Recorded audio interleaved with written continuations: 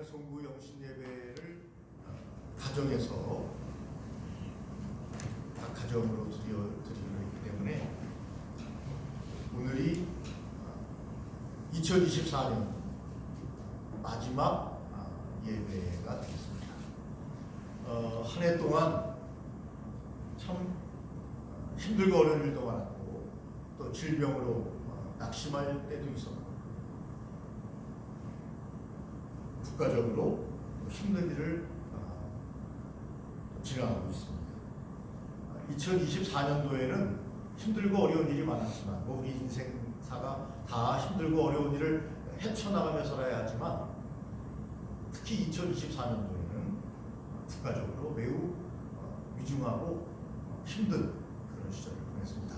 2025년도에는 모든 것이 잘 정치적으로 안정돼서 이 나라가 정치뿐만이 아니라 경제, 사회, 문화적으로 더 발전하고 새로워지는 나라를 기대하면서 오늘 마지막 주 예배를 드리면서 저와 여러분이 하나님 앞에 뜨거운 마음, 간절한 마음으로 기도하며 또 하나님께 나아가는 말씀으로 새로워지는 귀한 주일이 되시기를 예수님의 이름으로 축원합니다. 아멘. 여러분 로마에 가면 저는 아직 로마를 가보지 못했지만 이탈리아의 로마가 있지 않습니까? 거기 가면 베드로의 회심교회가 있다고 합니다.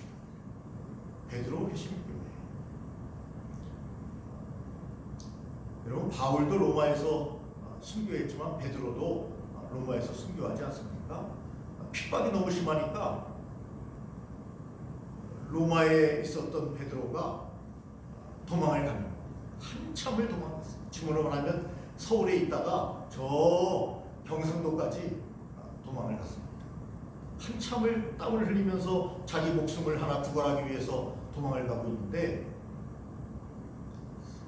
누가 같이 오더래요. 보니까 예수님이셔. 베드로야 어디를 가느냐? 예, 제가 지금 너무 핍박이 심해서 목숨을 구하려고 도망가고 있습니다. 그러면 나는 다시 로마로 가야 되겠구나. 예수님께서 왜 로마로 가십니까? 네가 도망가니까 내 사명을 위해서 가서 복음을 전하기 위해서 로마로 가야 되겠구나. 바울이 환상 중에 그런 환상을 깨닫게 됩니다. 그리고 다시 로마로 돌아가 순교합니다. 그 위에 세워진 교회가 바로 베드로 회심교회입니다. 물론 이것은 역사적으로 정확하게 성경에 나와 있는 내용이 아니기 때문에 성경의 내용이라고 말할 수는 없지만 베드로가 거기서 죽은 것이 맞고 그 위에 베드로 회심교회가 지어져 있기 때문에 베드로의 환상이 지금도 전해져 내려오고 있다고 합니다. 여러분 베드로는 이 환상에 의하면 이 전해오는 이야기에 의하면 사명 때문에 살 수도 있었지만 도망가면 살 수도 있었지만 그는 결국 순교를 선택했고 그는 이 땅의 생을 마감하게 됩니다. 영원한 나라를 위하여 사명을 위하여 열심을 내서 최선을 다하면서 주님의 복음을 전하면서 전도하면서 그는 생을 마감하게 됩니다. 여러분 어떤 사람이든지 목표를 이루려면 첫째 목표를 세워야 한다고 합니다. 여러분 목표 없이 2025년을 맞이하면 또 2024년과 동일하게 실패하며 낙심하며 살 수밖에 없다는 겁니다. 그러므로 첫째 우리는 목표를 세워야 합니다. 여러분은 2025년에 어떤 목표를 세우고 있습니까? 마음에, 생각에, 그리고 노트에 기록하는 시간이 있어야 합니다. 나는 2025년 이렇게 살 것이다. 목표를 세워야 합니다. 그리고 함께 그 목표를 이룰 수 있는 동역자, 사람을 찾아야 된다고 합니다. 여러분 독불장군이 없습니다. 혼자 이룰 수 있는 일이 없어요. 대단한 것 같지만 여러분 혼자 독불장군처럼 하다가는 여러분 우리나라의 정치권이 되고 맙니다. 그러므로 여러분 사람을 찾아야 합니다. 어떤 사람에게는 조금 협조를 요청해야 어떤 사람에게는 비전을 제시해야 하면서 여러분 내 주위에 함께 그 일을 이룰 수 있는 여러분 사람을 찾아야 한다고 합니다. 그런데 여러분 목표를 정했습니다. 사람을 찾았습니다. 그런데 무한정, 여러분 기간을 정하지 않고 무한정하면 안 됩니다. 기간을 딱 정해놔야 합니다. 2024년 몇 월 달까지 무엇을 이룰 것이다. 개인적으로도 마찬가지고 교회적으로도 마찬가지입니다. 딱 정해놔야 합니다. 그 기간에 그것을 이루기 위해서 최선을 다해야 합니다. 마지막에 중요한 것이 있습니다. 믿음으로 나아가야 합니다. 왜냐하면 삶이 녹록하지 않기 때문입니다. 힘들고 어려운 많은 시련과 환경이 다가오기 때문입니다. 그러므로 그것을 이루려면 믿음으로, 다른 말로 하면 믿음을 갖고 무모하기만큼 도전해야만 그것을 이룰 수 있다고 합니다.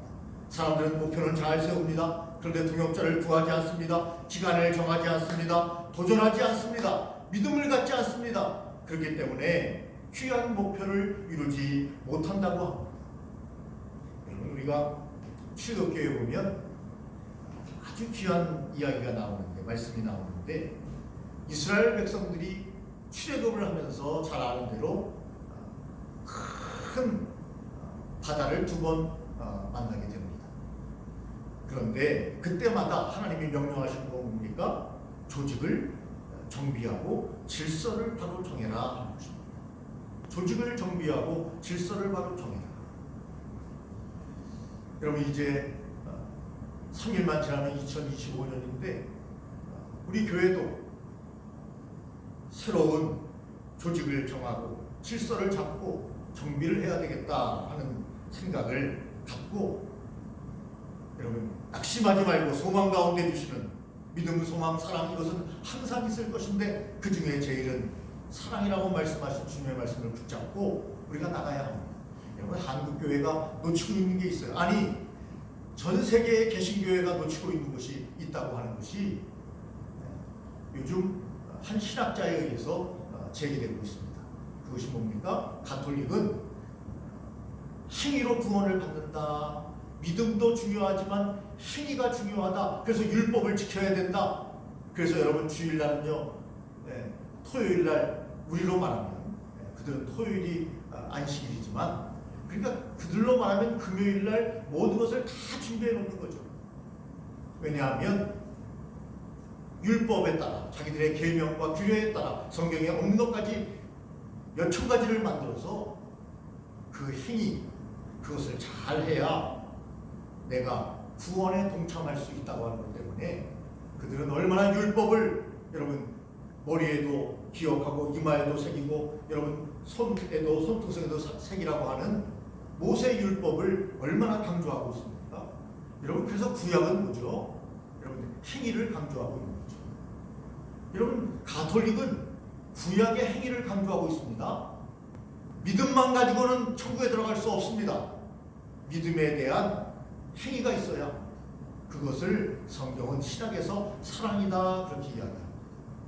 행위가 있어야, 그 중에 제일은 믿음이라고 말하지 않고 그 중에 제일은 사랑이라 이렇게 말씀하고 있습니다.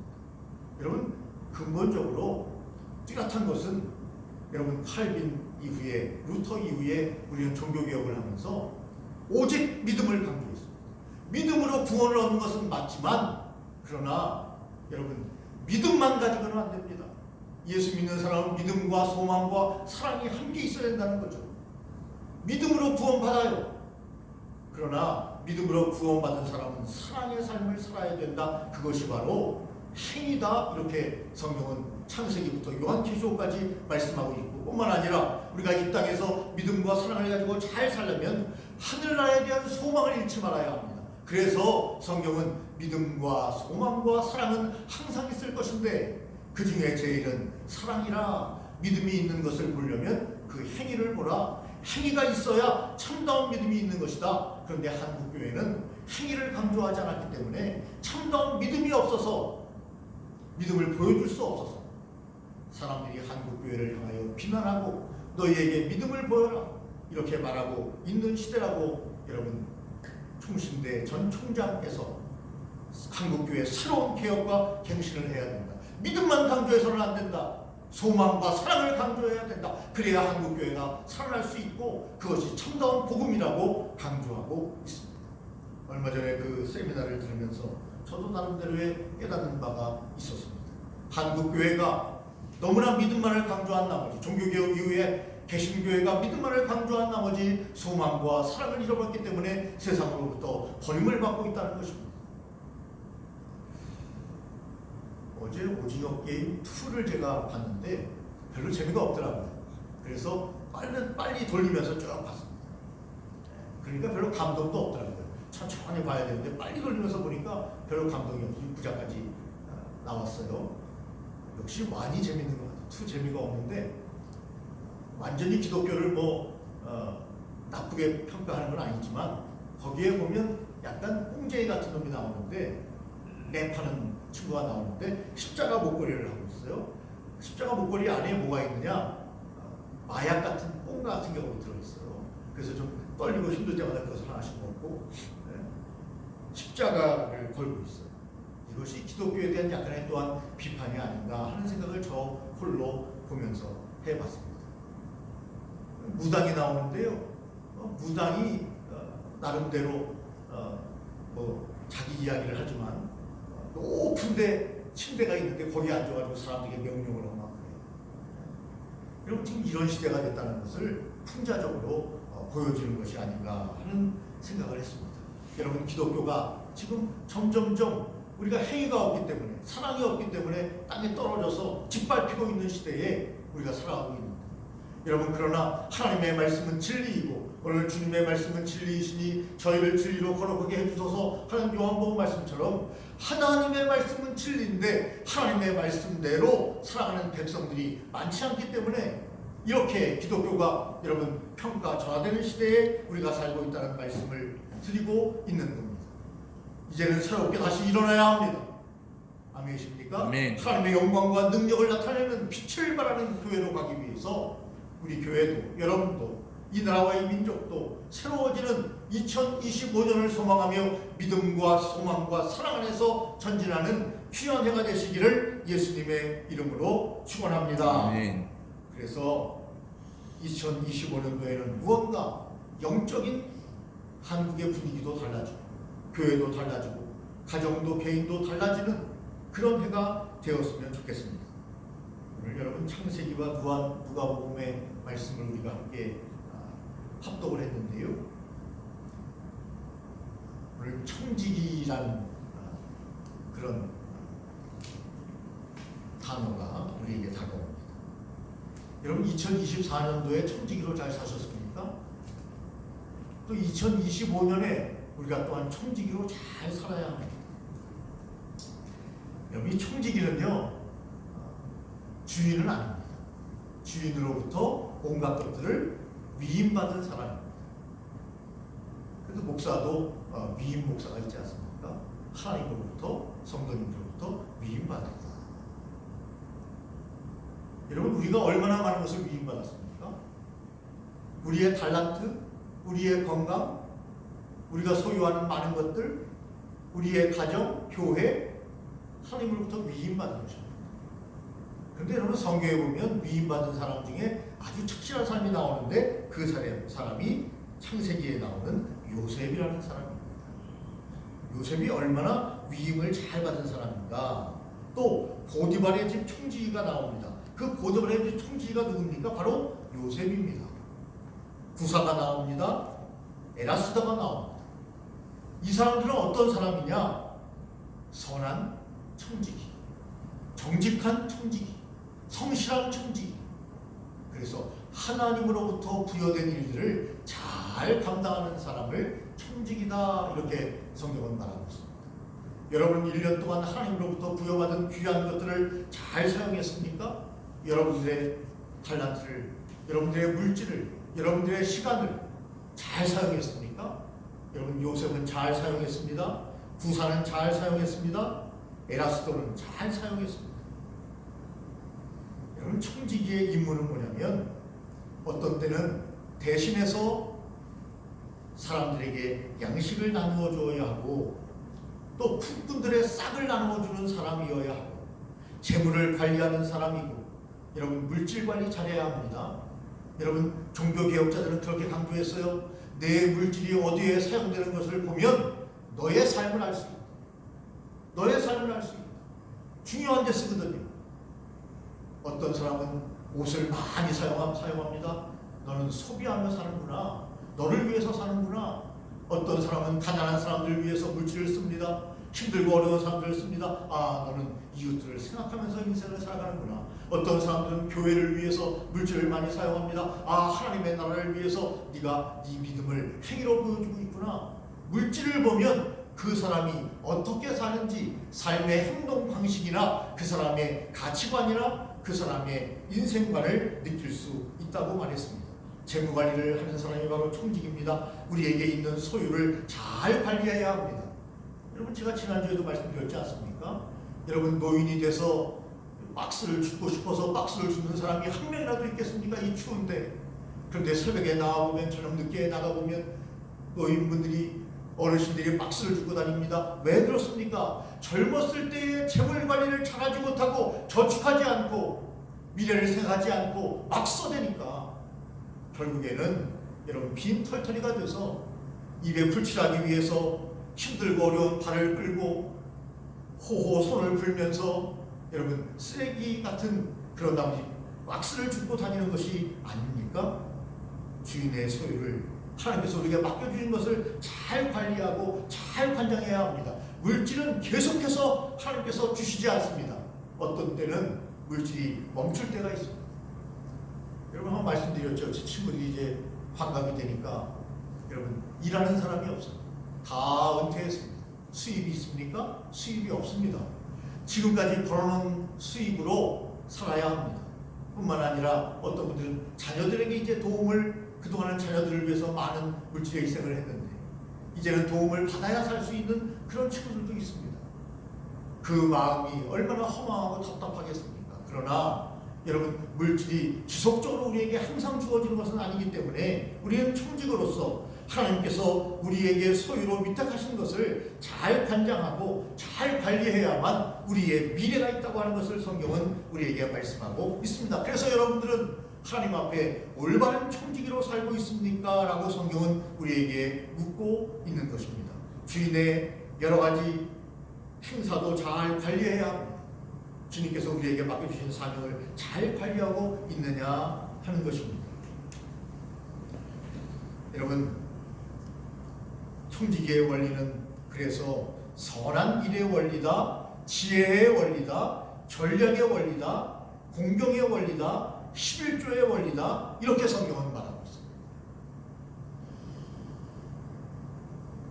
여러분, 우리가 세상에 나와서 믿음을 갖고 하나님의 백성대로 사는 삶을 살 때 여러분 선한 원리를 가지고 살아야 되는 거죠. 사람들은 생각합니다. 저도 그렇게 생각할 적이 있어요. 선한 사람은 무시받고 짓밟히고 사람들에게 하찮게 여기면서 살 수밖에 없구나, 그렇게 생각한 적이 있어요. 그러나 여러분, 그것은 성경이 우리에게 말씀하시는 것이 아닙니다. 악에게도 악을 악으로 갚지 말고 모든 사람 앞에 선한 일을 도모하라, 이렇게 로마서는 우리에게 말씀하기 때문에 선이 결국에는 이깁니다. 악이 잠깐 벗어나는 것 같지만 그러나 선이 이깁니다. 저와 여러분들은 천직으로 삶을 살 때 항상 악이 아니라 선한 길을 선택해야 합니다. 지혜의 길을 선택해야 한다고 성경은 말합니다. 잠언서에 보니까 지혜 있는 자의 집에는 귀한 보배와 기름이 있으나 미련한 자는 이것을 다 삼켜버리느니라, 이렇게 말했습니다. 여러분, 지혜 있는 사람은 지혜의 원리에 따라 여러분 그 집에는 항상 보배가 있어요. 항상 기름이 있어요. 항상 양식이 있어요. 그런데 미련한 자는 그것을 다 삼켜버리느니라. 아니, 1년, 한 달이 지나도 저축을 10원도 안 해요. 1년이 지나도 저축을 10원도 안 해요. 그래가지고 어떻게 그 집이 여러분 기름이 떨어지지 않고 보배가 항상 있을 수 있단 말입니까? 지혜의 원리를 성경은 말하고 있습니다. 미련한 사람은 여러분 다 써버리고 맙니다. 내일 또 수입이 있겠지, 모레 또 수입이 있겠지. 그것은 가능성일 뿐이지 여러분 내 손에 잡힌 것이 아닙니다. 그러므로 성경의 원리는 총직으로서 전략한 것을 우리에게 말씀하고 있는 것입니다. 여러분, 또한 제자에게 이르시되 어떤 부자에게 총지기가 있는데 그가 주인의 소유를 낭비한다는 말이 그 주인에게 들린지라 라고 누가 보면 말합니다. 주인이 맡겼습니다. 그런데 그 총지기가 주인의 소유를 낭비합니다. 어떻게 합니까? 있는 것까지 빼서 그를 쫓아내버리고 맙니다. 성경이 우리에게 말합니다. 있는 것까지 뺏어서 그를 쫓아내는 분이 바로 하나님이십니다. 청지기 역할을 잘 감당하지 못할 때 주님은 그것을 도로 뺏어가십니다. 그래서 여러분, 우리가 청지기 역할을 잘 관리해야 된다고 성경은 우리에게 말씀하고 있습니다. 또한 청지기 역할은 공경의 원리라고 말합니다. 내 재물과 내 소산물을 처음 익은 열매로 여호와를 공경하라. 그것이 11조와 각종 예물이라고 성경은 우리에게 이야기합니다. 여러분, 사실 우리가 성인이 돼서, 제가 1년에 한두 번 설교하는데, 성인이 돼서 수입이 있다면 당연히 하나님께 11조 예물을 드려야 합니다. 그것이 바로 여러분 청지기의 원리며 우리에게 수입을 주신 하나님 앞에 돌려드리는 원리를 성경은 창세기부터 요한계시록까지 쭉 말씀하고 계시는데, 잘 아는 믿음의 조상 아브라함도 하나님 앞에 11조 예물을 드렸고, 여러분 예수님께서도 하나님 것은 하나님께, 가이사의 것은 가이사에게 드려라, 그렇게 말했습니다. 여러분, 우리가 세상에 살면서 세금 내지 않는 사람이 있습니까? 세금 내지 않으면 여러분 납세의무를 하지 않아서 권리도 없는 한국의 여러분 백성이라고 할 수 없습니다. 아무리 큰 소리를 질러도 그는 정당한 국민의 행사를 하지 않는 것입니다. 그래서 나이가 들어서 중고등학교를 졸업하고 대학을 졸업하고 직장생활을 하게 되면 믿음이 있는 사람은 누구든지 하나님 앞에 11조 예물을 드려야 합니다. 그것이 바로 청지기의 원리인 것입니다. 하나님께 받은 것을 하나님께 돌려서 더 풍성하게 만드는 원리, 많은 사람들을 구원의 길로, 봉사의 길로, 전도의 길로 인도하는 것. 지난주에 우리 이정조 원사님이 어머니와 딸 둘이 사는데 양식이 없다고 저보고 교회에서 좀 헌금을 좀 보내줬으면 좋겠다 하는 이야기를 들었습니다. 여러분, 지금도 양식이 없어서 힘들고 어려운 사람이 있습니다. 우리가 직접 도와주는 경우도 있지만, 여러분 교회가 그것을 통해서 선하고 귀한 일, 여러분 자선 낭비 땡그랑 구세군 자선 낭비에 여러분 10,000원짜리 하나 넣어봤습니까? 많은 구세군 자선 낭비가 있어도 사람들은 다 그냥 지나갑니다. 그런데 그것을 교회에 드려 교회가 온전히 그것을 받아 이웃을 위해서 사용한다면, 여러분 내가 드린 헌금이 직접 내가 구세군 자선 낭비에 돈을 내지는 않았지만 여러분 하나님의 영광을 위하여 귀하게 사용되게 되는 그 원리 뿐만 아니라, 교회의 가장 중요한 것은 복음을 위하여, 전도를 위하여, 영생을 위하여, 많은 사람들을 옳은 곳에 인도하기 위하여, 우리뿐만이 아니라 오고 오는 세대에 복음을 전해야 되기 때문에 교회가 든든히 교회를 세우기 위해서. 그래서 여러분, 어떤 교회는 딱 정해놓는 교회가 있죠. 우리 교회는 모든 헌금의 50%는 무조건 여러분 사회로 환원합니다. 이런 교회도 있습니다. 여러분, 그러므로 성경은 우리에게 재물의 11조를 말씀하고 있습니다. 재물의 11조를 드릴 때 우리의 삶에 하나님께서 뺏어가시는 것이 아니라, 당연히 하나님께서 우리에게 주셨으니 천국 백성으로서 그 10분의 1을 하나님께 부가가치세를 세상에 내는 것처럼 여러분 하나님께 10분의 1을 떼어 드리면, 하나님께서 우리에게 복을 쌓을 곳이 없도록 굳지 아니하나 보라고 말씀하신 것처럼 하나님을 기억하는 징표로 하나님께서 우리에게 소중한 예물을 떼어 드릴 것을 우리에게 말씀합니다. 그러나 엄밀한 것은 그것은 우리 것은 아니에요. 하나님이 우리에게 공급해 주신 거예요. 하늘에 나는 새도 백합화도 하나님이 다 먹이고 입힌다고 성경이 말씀하셨습니다. 하나님이 오늘도 우리에게 먹이고 입히지 아니하시면 오늘 이 땅에 존재할 수 없고 이 땅에 올 수도 없었다고 성경은 우리에게 말씀하고 있기 때문에 11조의 소산을 하나님의 원리하에서 드리라고 성경은, 여러분 오늘 제가 찾은 본문만 해도 20여 군데의 본문이 있는데 오늘 설교 시간이기 때문에 다 말씀드리지는 않겠습니다. 또한 여러분, 청지기의 원리는 어떤 원리냐, 고린도후서에 보니까 심음의 원리다 이렇게 얘기합니다. 심어야 30배, 60배, 100배의 결실을 맺을 수 있습니다. 여러분, 심지 아니하면 가을에 아무것도 얻을 수 없습니다. 이 심음의 원리가 바로 청지기의 원리인 것입니다. 여러분, 무엇을 심었습니까? 무엇을 심었습니까? 제 후배 목사님 중에 이번에 아들이 3월 달에 장가를 갑니다. 근데 그 아들은 원래는 대학은 지방 지방에 이제 요새 분교라는 말을 쓰지 않지만 지방 캠퍼스를 나왔습니다.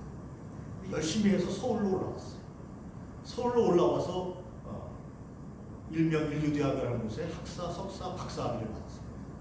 그리고 지금 이제 군대를 가지 않고 군대 대신하는 대체 공무에 취직을 해서 월급을 받고 있습니다. 학사, 석사, 박사학위를 받고 3월 1일 날 결혼을 하는데 결혼하는 신부도 역시 그 대학에서 박사학위를 받은 동기를 만났습니다. 그런데 부인이 수입이 더 많대요. 군대도 안 갔고 바로 취직을 해서 컴퓨터 박사학위를 받아서 취직을 했는데 상당수의 월급을 받는다고 합니다. 두 사람이 합치면 아버지를 죽을 때까지 봉양해도 될 만큼의 사례가 월급을 받는다고 합니다. 그래서 그 구배 목사님이 얼마나 좋아하는지 이제 나는 일어날 안 해도 된다. 아들 며느리를 잘 만나서 나는 평생을 이제 목회했는데 이제는 하나님께서 자녀를 통해서 축복해 주신다. 그래서 그 자녀가 아파트를 사줬어요. 남양주에 있지만. 여러분 그런데 여러분 뭘 했기 때문에 그런 결실이 있는 거죠? 심었기 때문이죠. 심은 거죠. 아들이 열심히 심은 거죠. 그래서 그 결실을 지금 보게 된 거죠. 20여 년, 30년 가까이 세월이 지나니까 그 결실이 딱 나타나게 된 거죠. 여러분 성경은 우리에게 꼭 이 예가 아니더라도 심음의 원리에 대해서 말씀하고 있는 것이 청지기의 원리입니다. 심지 아니하면 결과가 없어요. 열매를 심어야만 결실이 나타나게 됩니다. 저와 여러분들이 2025년도에는 열심히 심었으면 좋겠어요. 선으로 심는 자는 선을 거두고 악으로 심는 자는 악으로 거둔다고 말씀하셨으니 선한 것을 많이 우리가 심었으면 좋겠다. 그렇게 성경은 우리에게 말씀하고 제가 또 여러분들에게 전합니다. 청지기의 원리는 여러분 심음의 원리라고 성경은 말합니다. 또한 여러분 청지기는 어떻게 해야 돼요? 주인에게 충성을 다하고 지혜가 있어야 합니다. 여러분 지혜 없는 사람들은요 막 사는 거죠. 막 사는 거예요. 캐세라 어떻게 되겠지. 그러나 여러분 청지기, 선한 청지기는 주인에게 충성과 지혜가 있는 사람이라고 마태복음에 말합니다. 충성되고 지혜 있는 종이 되어 주인에게 그 집 사람들을 맡아 때를 따라 양식을 나눠줄 자가 누구냐? 이렇게 성경은 오늘 우리에게 말씀하고 있습니다. 충성되고 지혜 있는 종을 찾고 계십니다. 우리는 충성되어야 합니다. 지혜로워야 합니다. 지혜롭지 못하고 막 그냥 충성 많은 사람은 일을 만들 수가 있어요. 도리어 일을 해칠 수가 있습니다. 그래서 성경은 충성되고 지혜 있는 종이 되어야 주의 일을, 주님의 일을 잘 감당할 수 있다고 이야기합니다. 한 가지만 더 말씀드립니다. 진실의 원리입니다. 여러분 누가복음 10장 40절에 보니까 주께서 이르시되 지혜 있고 진실한 청지기가 되어 주인에게 그 집 종들을 맡아 때를 따라 양식을 나누어주는 자가 누구냐? 라고 또한 누가복음에 마태복음 말씀을 반복해서 성경은 말씀하고 있습니다. 여기서 말하는 것은 뭡니까? 진실한 청지기가 되어 라고 이야기합니다. 주여 진실하게 하소서. 저 사람을 보면 믿을만해. 진실해. 내가 신뢰할 수 있어. 여러분 그런 사람이 하나님으로부터 귀한 청지기의 사명을 맡는다고 성경은 우리에게 말씀하고 있습니다. 저와 여러분들이 2025년도에는 선한 청지기가 되고 하나님의 임무를 잘 감당하는 청지기가 돼서 나를 위해서 잘 살고 뿐만 아니라 나라와 민족을 위해서 하나님의 나라를 위해서 우리는 두 왕국에 살고 있습니다. 대한민국에 삽니다. 또한 하나님의 나라에 삽니다. 두 왕국을 잘 소유해서 하나님으로부터 청지기로서 잘했다. 참 잘했다. 착하고 충성된 종아. 네가 작은 일에 충성했으니 큰 것으로 내게 맡기리라라고 하는 주님의 놀라운 그러한 응답을 받는 2025년이 다 되시기를 예수님의 이름으로 축원합니다. 네. 전능하신 하나님 아버지, 오늘 2024년 한 해를 마무리하면서 주님의 말씀을 잠시 상고했습니다. 청지기로서의 삶을 잘 살게 하여 주시옵소서. 하나님의 영광을 위하여, 나라와 민족을 위하여, 가정을 위하여, 교회를 위하여 하나님 아버지 선한 청지기로 아름다운 사명 잘 감당하다가 다 이루었다라고 말씀하신 예수님의 뒤를 따라 승리하는 귀한 삶이 다 될 수 있도록 인도해 주시옵기를 간절히 빌고 원합니다. 포기하지 말고 목표를 세우고 사람을 찾고 기간을 정하며 무모할 일만큼 도전하는 믿음의 삶을 살아갈 수 있도록 주님 역사하시고 인도하여 주시옵기를 간절히 빌고 원합니다. 베드로의 환상을 기억하게 하시고 온전히 소명 따라 믿음과 소망과 사랑 안에서 살아가는 승리하는 귀한 성도님들 다 될 수 있도록 하나님 역사하시고 인도하여 주시옵소서. 예수님 이름으로 기도 올리옵나이다. 아멘.